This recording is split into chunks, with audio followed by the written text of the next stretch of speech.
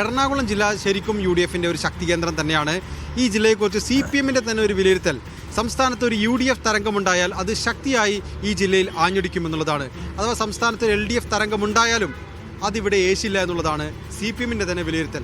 നമുക്കറിയാം, കഴിഞ്ഞ രണ്ടാം പിണറായി സർക്കാർ വന്ന 2021 തെരഞ്ഞെടുപ്പിൽ 14 ജില്ലയിൽ 5 സീറ്റ് മാത്രമാണ് LDFന് നേടാൻ കഴിഞ്ഞത്. അത് വലിയ തരംഗമുണ്ടായ ഒരു തെരഞ്ഞെടുപ്പിൽ പോലും 99 സീറ്റുകൾ LDF നേടിയ ഒരു തെരഞ്ഞെടുപ്പിൽ പോലും 5 സീറ്റുകളെ അവർക്ക് നേടാൻ കഴിഞ്ഞുള്ളൂ എന്നുള്ളത് ഏറ്റവും പ്രധാനപ്പെട്ട കാര്യമാണ്. ആ അർത്ഥത്തിൽ ന്യൂനപക്ഷ വോട്ടുകൾ, പ്രത്യേകിച്ച് ക്രൈസ്തവ വോട്ടുകൾ ഏറ്റവും നിർണായകമായ എറണാകുളം ജില്ലയിൽ UDFന് അതിൻ്റേതായ വലിയ ശക്തിയുണ്ട് എന്ന് തീർത്ത് പറയാൻ കഴിയും.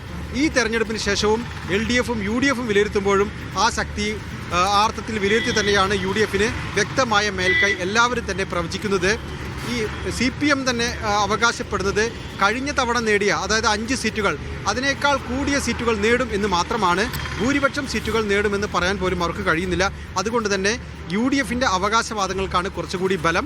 അവർ അവകാശപ്പെടുന്നത് 14 സീറ്റുകൾ നേടാൻ സാധ്യതയുണ്ട് എന്നുള്ളതാണ്. എന്തായാലും 12 സീറ്റുകൾ UDFന് ഏറ്റവും കുറഞ്ഞ പക്ഷം ഉറപ്പിക്കാൻ കഴിയും. ജില്ലയിലെ ഏറ്റവും ശക്തമായ മത്സരം നടക്കുന്ന മണ്ഡലങ്ങൾ എന്ന് പറയുന്നത് കൊച്ചി, അതുപോലെ തന്നെ കളമശ്ശേരി, കുന്നത്തുനാട് മണ്ഡലങ്ങളാണ്. അതുപോലെ തൃപ്പൂണിത്തുറയിൽ BJP ഒരു ഘടകമാണെങ്കിൽ പോലും അവർക്ക് വിജയിക്കാനുള്ളൊരു സാധ്യതയില്ല.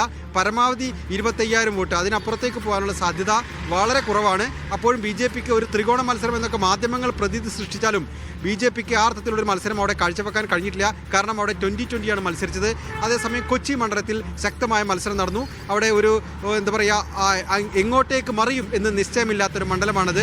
അതേസമയം കളമശ്ശേരിയിൽ സംസ്ഥാന സർക്കാരിനെതിരെ ഒരു ജനവികാരം ഉണ്ടായാൽ സ്വാഭാവികമായും അത് കളമശ്ശേരിയിൽ പ്രതിഫലിക്കും. CPMൻ്റെ തന്നെ കണക്കിൽ കളമശ്ശേരിയിൽ അവർ മൈനസാണ്. UDF അവിടെ ഒരു തരംഗവും അതിൻ്റെ അടിസ്ഥാനത്തിലൊരു വിജയം പ്രതീക്ഷിക്കുന്നു. കഴിഞ്ഞ ലോക്സഭാ തെരഞ്ഞെടുപ്പിൽ 36,000-ഓളം വോട്ടുകൾ ഹൈബീഡിന് ഭൂരിപക്ഷം നൽകിയ മണ്ഡലമാണത്. ആ അർത്ഥത്തിൽ കളമശ്ശേരി UDFിൻ്റെ ശക്തി കേന്ദ്രം തന്നെയാണ്.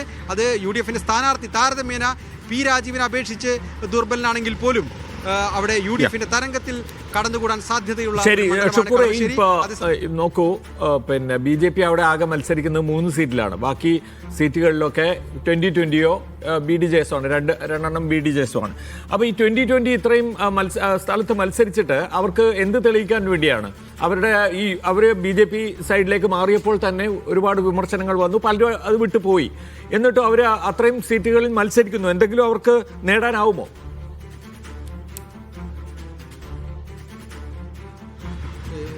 BJPയെ സംബന്ധിച്ച് എറണാകുളം ജില്ലയിൽ ഒരു സീറ്റും അവർ പ്രതീക്ഷിച്ചിരുന്നില്ല.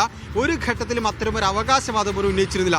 എന്നാൽ BJPയുടെയും സംഘപരിവാറിൻ്റെയും രാഷ്ട്രീയം എന്ന് പറയുന്നത് അവർ ദീർഘകാല ലക്ഷ്യങ്ങൾ മുന്നോട്ട് വെച്ച് പ്രവർത്തിക്കുന്ന സംഘടനകളാണ്. അവർ അത് 15 കൊല്ലമോ 20 കൊല്ലമോ ലക്ഷ്യം വെച്ചായിരിക്കും പല കാര്യങ്ങളും തീരുമാനിക്കുകയും പ്രവർത്തിക്കുകയും ചെയ്യുക. അത് പക്ഷേ സാധാരണ നമ്മുടെ ഇലക്ട്രൽ രാഷ്ട്രീയത്തിൽ, ഒരു തെരഞ്ഞെടുപ്പ് രാഷ്ട്രീയത്തിൽ അതുപോലെ അവർ വിശദീകരിക്കാറില്ല.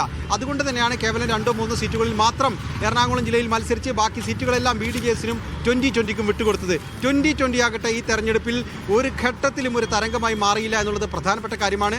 അവർക്ക് ജനങ്ങളെ സമീപിക്കാൻ വലിയ ആവേശമൊന്നും കാണിക്കാൻ കഴിയാത്തതുകൊണ്ട് തന്നെ സിനിമാ താരങ്ങളെ, സെലിബ്രിറ്റികളെ വലിയ തോതിൽ പണമിറക്കി സെലിബ്രിറ്റികളെ വെച്ചാണ് അവർ ജനശ്രദ്ധ ആകർഷിച്ചത് എന്ന് നമുക്ക് പറയാം. ജനങ്ങളുടെ ഏതെങ്കിലും പ്രശ്നങ്ങൾ അവർ ഉന്നയിച്ചിട്ടില്ല. അഖിൽ മാരാറെ പോലെ, ഒപ്പം തന്നെ മറ്റ് സീരിയൽ താരങ്ങളെ പോലെ ചിരയെല്ലാം ഇറക്കി ജനശ്രദ്ധ ആകർഷിക്കാനാണ് ശ്രമിച്ചത്. അതുകൊണ്ട് തന്നെ കുന്നത്തുനാട് മണ്ഡലത്തിൽ 42,000 വോട്ടുകൾ കഴിഞ്ഞ തവണ 2020 നേടിയതാണ്. ഇത്തവണ BJPയും കൂടി ചേർന്നാൽ സ്വാഭാവികമായി 50,000 വോട്ട് അവർക്ക് ലഭിക്കണം. 50,000 പോയിട്ട് 20,000 വോട്ട് പോലും അവിടെ ലഭിക്കാൻ സാധ്യതയില്ല എന്നുള്ളതാണ് പ്രധാനം. UDFന് ആ സീറ്റ് കൂടുതൽ സുരക്ഷിതമാവുന്ന ഒരു സ്ഥിതിവിശേഷമാണ് തെരഞ്ഞെടുപ്പിൻ്റെ അവസാന ഘട്ടത്തിൽ നമുക്ക് മനസ്സിലാക്കാൻ കഴിഞ്ഞത്. തൃക്കാക്കരയിലും അതുപോലെ തന്നെ അഖിൽ മാരാർ മത്സരിക്കുന്ന ഒരു മണ്ഡലമാണ്. അവിടെയും BJP ഇല്ല. തെരഞ്ഞെടുപ്പ് പ്രചാരണങ്ങളെല്ലാം നടത്തിയത് BJP ആയിരിക്കാം, പക്ഷേ BJP അവിടെ ഒരു ഘടകമേ ആയിട്ടില്ല. അഖിൽ മാരാരുടെ ഒരു സെലിബ്രിറ്റി സ്റ്റാറ്റസ് കൂടി ഉപയോഗിച്ചാൽ BJPക്ക് കഴിഞ്ഞ തവണ ലഭിച്ച 15,000 വോട്ട് ഒന്നും സംശയിക്കാനില്ലാത്ത മണ്ഡലമാണല്ലോ തൃക്കാക്കര. സ്വാഭാവികമായിട്ട് അവർക്ക് എത്ര ഭൂരിപക്ഷം എന്നുള്ളത് മാത്രമാണ് ഏറ്റവും വലിയ ഭൂരിപക്ഷം ചിലപ്പോൾ സംസ്ഥാനത്ത് കിട്ടിക്കൂടായില്ല. പക്ഷേ കളമശ്ശേരിയിലൊക്കെ P. രാജീവ് തോൽക്കുന്നു എനിക്ക് തോന്നുന്നില്ല. കാരണം UDFിന്റെ ശക്തി കേന്ദ്രമായി അവിടെ പോയി മത്സരിക്കുന്നു, ജയിക്കുന്നു. വലിയൊരു തരംഗം ഉണ്ടെങ്കിൽ മാത്രമേ. അല്ല, അതിനെക്കുറിച്ചുള്ള പലതരത്തിലുള്ള വിലയിരുത്തലുകളുണ്ട്. കഴിഞ്ഞ തവണ പിന്നെ ഇബ്രാഹിം കുഞ്ഞിന്റെ മരണത്തിന് ശേഷം നടക്കുന്ന ആദ്യത്തെ തെരഞ്ഞെടുപ്പാണ്. അപ്പോൾ അതുകൊണ്ട് അവരെ സംബന്ധിച്ചിടത്തോളം പിന്നെ UDFന് ഏറ്റവും നല്ല ഈ സമയത്ത് ഇറക്കാൻ പറ്റുന്ന കാൻഡിഡേറ്റ് ആണ്.